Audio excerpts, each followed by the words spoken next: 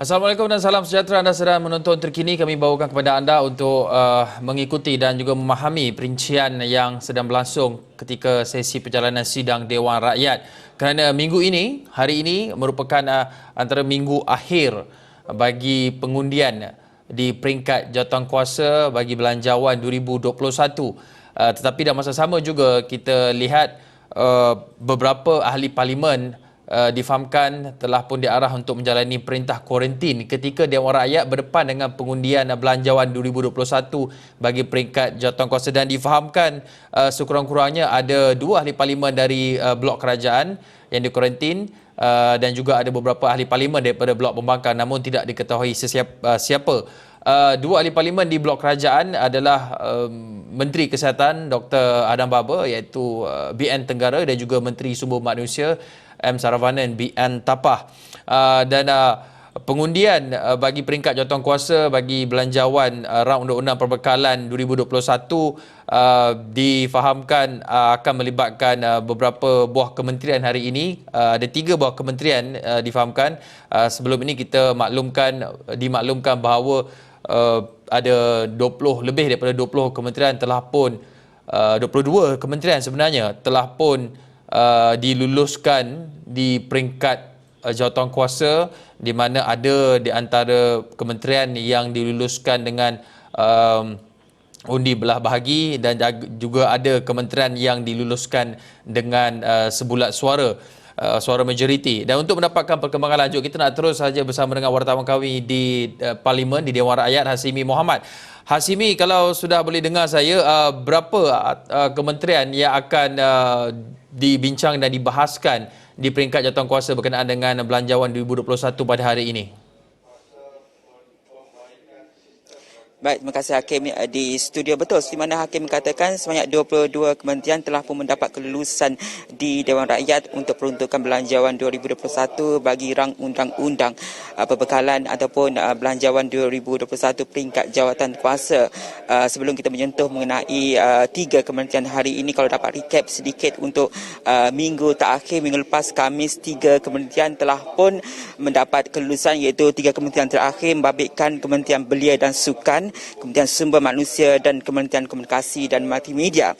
Dan untuk minggu terakhir ini, 5 lagi kementerian akan meneruskan sesi perbahasan dan pergulungan bagi RUU Perbekalan 2021 peringkat jawatankuasa, di mana hari ini 3 kementerian membabitkan Kementerian Wilayah Persekutuan, Kementerian Pertahanan dan Kementerian Dalam Negeri. Sementara 2 lagi kementerian akan melakukan perbahasan untuk esok, iaitu Kementerian Pendidikan dan Kementerian Pengajian Tinggi. Sebelum bacaan kali ketiga akan dilakukan oleh Menteri Kewangan Tengku Datuk Seri Zafrul Tengku Abdul Aziz. Dan kalau kita boleh maklumkan juga, seperti mana Hakim katakan, untuk minggu terakhir ini beberapa ahli parlimen, kerajaan dan pembangkang telah pun dikenakan perintah pengawasan dan pemerhatian di rumah selepas menjadi kontak rapat kepada individu positif COVID-19. Namun setakat ini kita tidak dapat lagi perincian bilangan sebenar ataupun jumlah ahli parlimen yang dikenakan perintah tersebut, dan kita cuba untuk mendapatkan pengesahan tersebut dan juga melihat ataupun mendapatkan pemerhatian secara kasar sama ada ahli-ahli parlimen ini hadir ataupun sebaliknya, kerana kita difahamkan kebenaran diberikan kepada ahli parlimen ini untuk hadir pada sidang Dewan Rakyat bagi meneruskan sesi pengundian pastinya, namun perlu mematuhi SOP yang ketat untuk mengelakkan penularan COVID-19. Dan selain kepada tumpuan kepada sesi perbahasan membabitkan 3 kementerian hari ini dan esok 2 kementerian, pastinya tumpuan kalau kita melihat kepada aturan mesyuarat bagi pertanyaan bagi jawab lisan. Soalan pertama telah pun diajukan oleh Datuk Ahmad Nazlan Idris BN Jerantuk sebentar tadi pada pukul 10 pagi, meminta Perdana Menteri bertanyakan mengenai perancangan kerajaan bagi memulihkan kembali aliran tunai dan hutang korporat Lembaga Kemajuan Tanah Persekutuan Felda, dan telah pun dijawab oleh Menteri di Jabatan Perdana Menteri Ekonomi Datuk Seri Mustafa Muhammad, di mana kalau saya dapat rangkumkan sedikit untuk jam ini apa yang telah pun diberikan oleh Datuk Seri Mustafa Muhammad, maklumkan bahawa Felda telah pun berdepan dengan masalah kewangan sejak 2013, lagi susulan daripada kemerosotan pendapatan yang semakin merosot. Selain juga maklumkan bahawa Felda terpaksa membuat pinjaman dan kini menanggung jumlah hutang yang tinggi mencecah 10.7 bilion dan masalah kecairan sebanyak 1.3 bilion ringgit. Dan sehubungan itu, kerajaan telah pun bersetuju untuk memberikan moratorium selama 2 tahun kepada Felda untuk salah satu daripada hutangnya, dan sebuah institusi lain memberi Felda moratorium selama 6 bulan. Itu jawapan yang telah pun diberikan oleh Datuk Seri Mustafa Muhammad berhubung dengan soalan yang diajukan oleh Datuk Ahmad Nazlan Idris dalam sesi pertanyaan jawab lisan sebentar tadi. Jadi untuk perkembangan lanjut kita akan terus bawakan di Astro Awani dan astroawan.com. Hakim.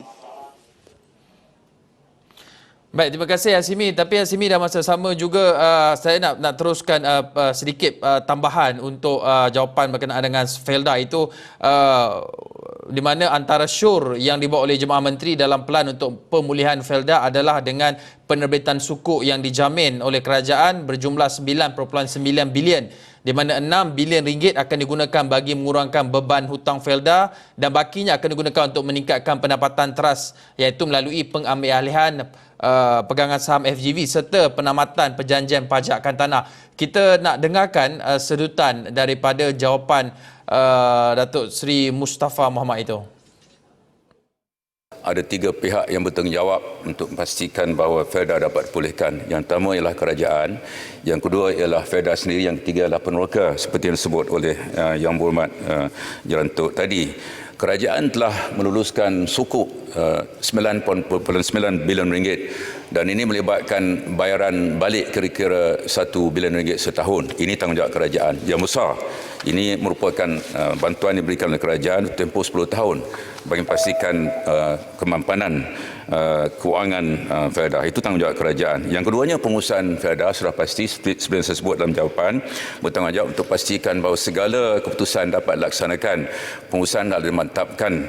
Kita nak supaya Felda setanding dengan syarikat-syarikat peladangan swasta yang mana produktivitinya lebih tinggi dan juga kadar perahannya lebih tinggi daripada Felda. Ini sudah pun diarahkan oleh pengurusi lembaga pengarah Felda.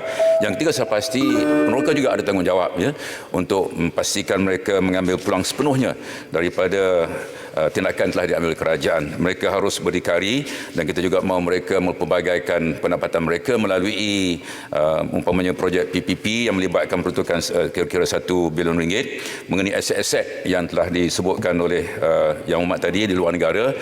Felda akan tunggu masa yang sesuai untuk pastikan aset-aset ini dapat dijual pada harga yang munasabah.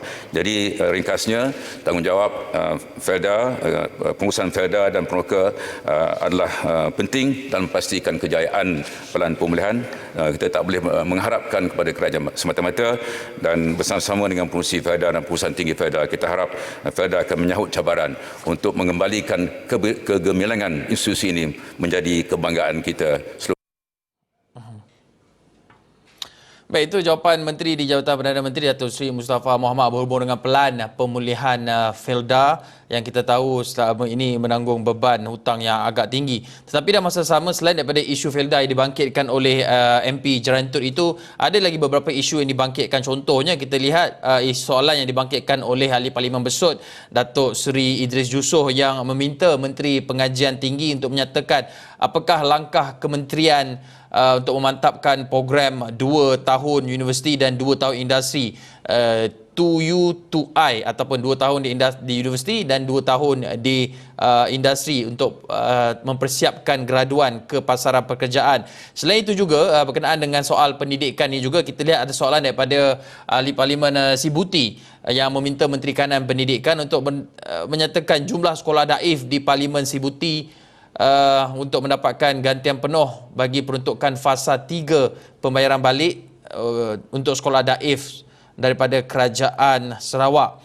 Dan Ini soalan yang juga sering diperkatakan adalah satu lagi soalan daripada ahli Parlimen Jerai yang meminta Menteri Pembangunan Wanita, Keluarga dan Masyarakat untuk menyatakan statistik kanak-kanak yang didera sehingga akhir tahun ini dan apakah langkah-langkah yang diambil bagi mengelakkan berlakunya isu penderaan kanak-kanak di Malaysia.